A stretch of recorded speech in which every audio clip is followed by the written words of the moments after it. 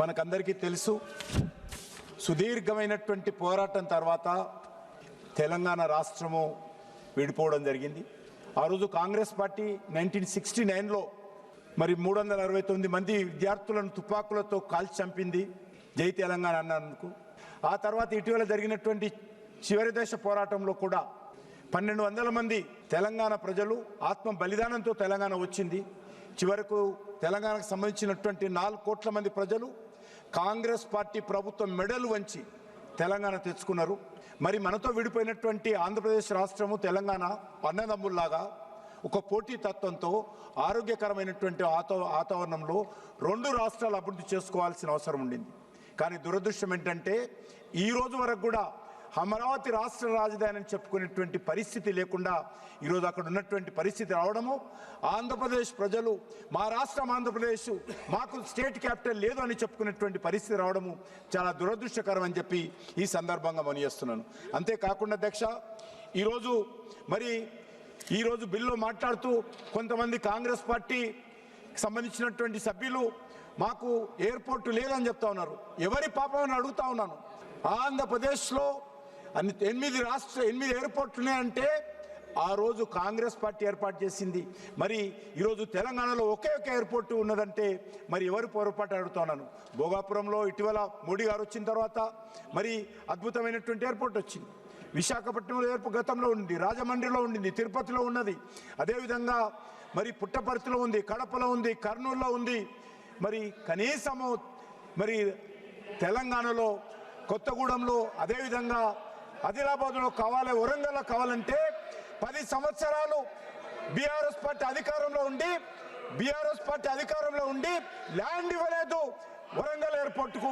ఈరోజు మళ్ళీ కాంగ్రెస్ పార్టీ గతంలో కూడా వరంగల్ ఎయిర్పోర్ట్ విషయంలో కానీ, గతంలో ఆదిలాబాద్ విషయంలో కానీ, కొత్తగూడెం విషయంలో కానీ నిర్లక్ష్యం చేసింది.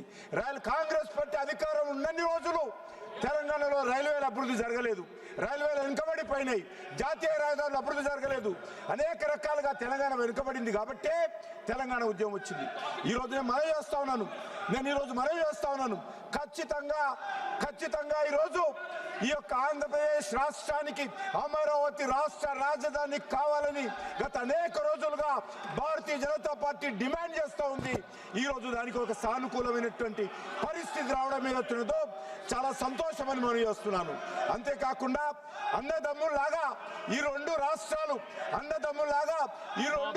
అభివృద్ధి చేసుకోవాల్సిన అవసరం ఉంది, వేగవంతమైనటువంటి అభివృద్ధి జరగాల్సిన అవసరం ఉంది.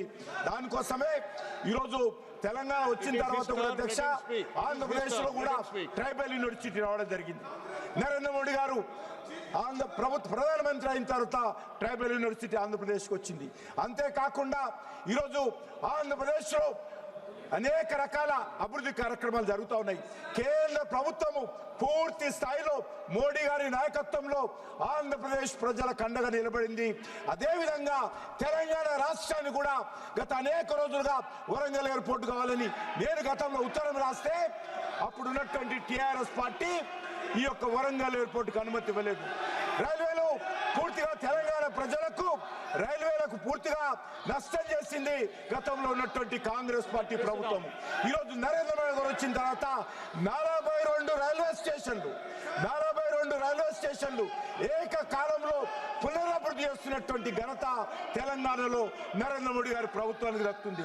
గతంలో ఉన్నటువంటి 2500 కిలోమీటర్ల జాతీయ రహదారి ఉంటే ఈ యొక్క నరేంద్ర మోడీ గారి ప్రభుత్వము గత 11 సంవత్సరాలలో అదనంగా 3000 కిలోమీటర్ల జాతీయ రహదారులు సుమారు 1,30,000 కోట్ల రూపాయల ఖర్చు పెట్టి ఈరోజు తెలంగాణలో జాతీయ రహదారులు అభివృద్ధి జరుగుతూ ఉంది.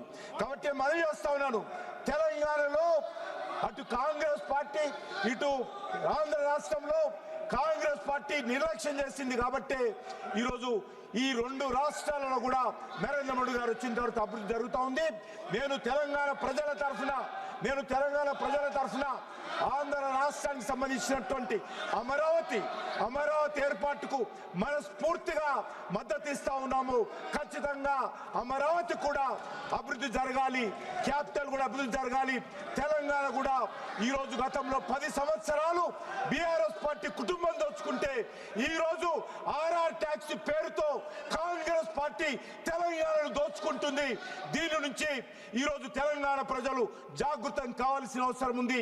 ఏ లక్ష్యం కోసమైతే తెలంగాణ తెచ్చుకున్నారో 4 కోట్ల మంది ప్రజలు ఆ లక్ష్యం నెరవేరడం లేదు. ఆ రకంగా తెలంగాణలో కూడా కాంగ్రెస్ పార్టీ గతంలో అలవాటులాగా తెలంగాణ దోపిడీ చేస్తూ ఉంది. ఈరోజు తెలంగాణ ఏర్పడిన తర్వాత అప్పుల రాష్ట్రంగా మార్చేశారు.